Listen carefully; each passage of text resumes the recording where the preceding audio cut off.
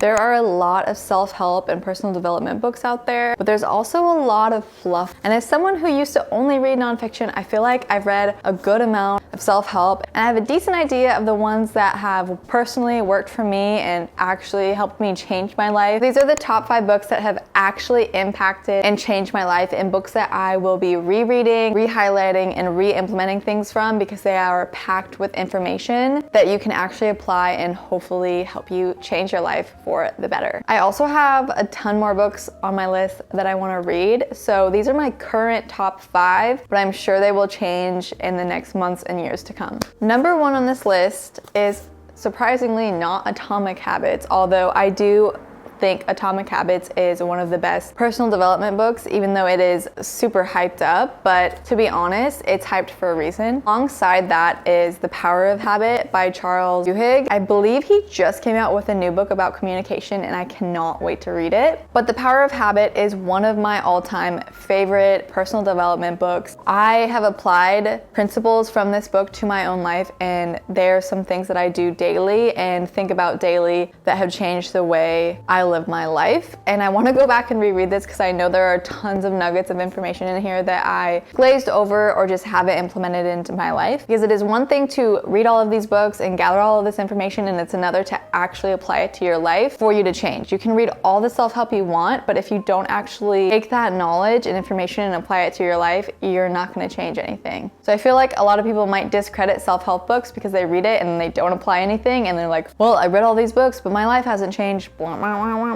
I'm assuming if you're here and you're not like that and you were willing to put in the work to make the changes you need to improve your life for the better.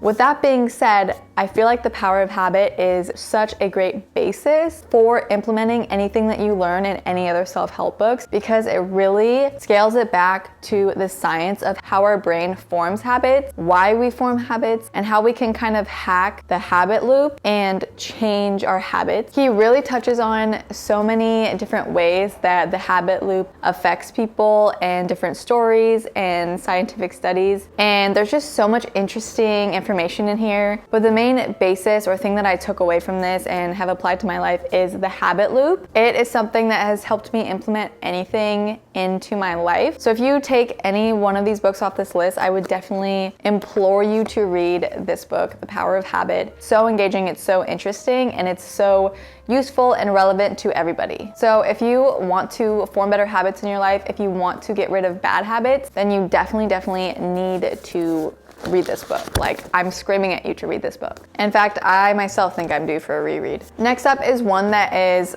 a used copy. It is so old and tattered. It is so incredibly popular. I think it's popular for a reason. The 7 Habits of Highly Effective People. Again, I would read The Power of Habit first and then implement this, because obviously these are the habits that will help you, but if you don't know how to implement them, then it's useless. This is a book that I have told myself that I'm going to come back to time and time again, especially when I have kids of my own, because there is a section in here about parenting that I found so interesting and so insightful, and I remember marking it and thinking to myself, I need to remember when if I ever have kids to come back to this. I do feel like at points this does get a little bit repetitive, just because he's really trying to drill in some of the points. So you could definitely spark notes this or listen to a short. I know they have kind of like condensed podcasty versions of the information in this book. Highly recommend giving it a go. It'll help you with your career, it'll help you in your personal life, it'll help you in your relationships, and it has so many nuggets of wisdom that I feel like many of us tend to look over, and if you actually implement the things that he is teaching you in this book, then you will see your life change. Next up, we have Girls That Invest by Simran Kaur. This is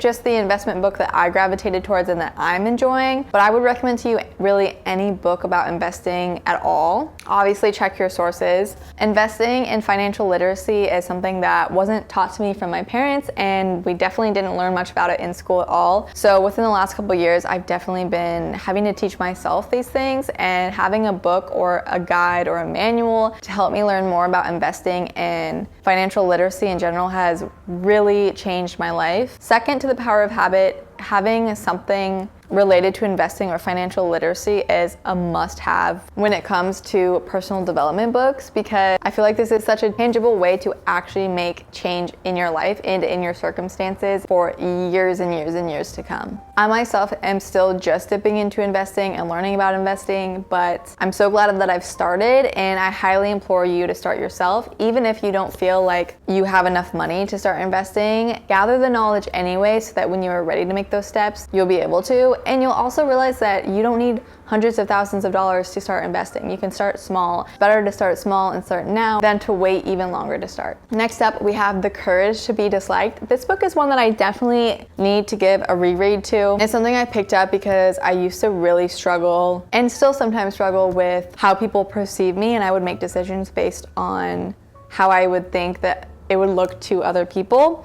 This book is definitely so much more than that, and there are so many nuggets of wisdom in this book that honestly really just get you thinking and reflecting. And I feel like that's the most important thing from this book that I got, is learning to question myself and question my beliefs and question the beliefs of those around me, rather than taking everything just at face value all the time, even my own thoughts. Using the theories of Alfred Adler, one of the three giants of the 19th century psychology alongside Freud and Jung, the authors explain how we're all free to determine our own future, free of the shackles of past experiences, doubt, and the expectation of others. It's a philosophy that profoundly liberating, allows us to develop the courage to change and to ignore the limitations that we and those around us can place on ourselves. So overall, if you want something that kind of helps you work through a self-doubt, the perception of others, and creating a happy life that you were genuinely happy with and allows you to go towards the things you want rather than the things you think you should want, then I definitely highly recommend reading The Courage to Be Disliked.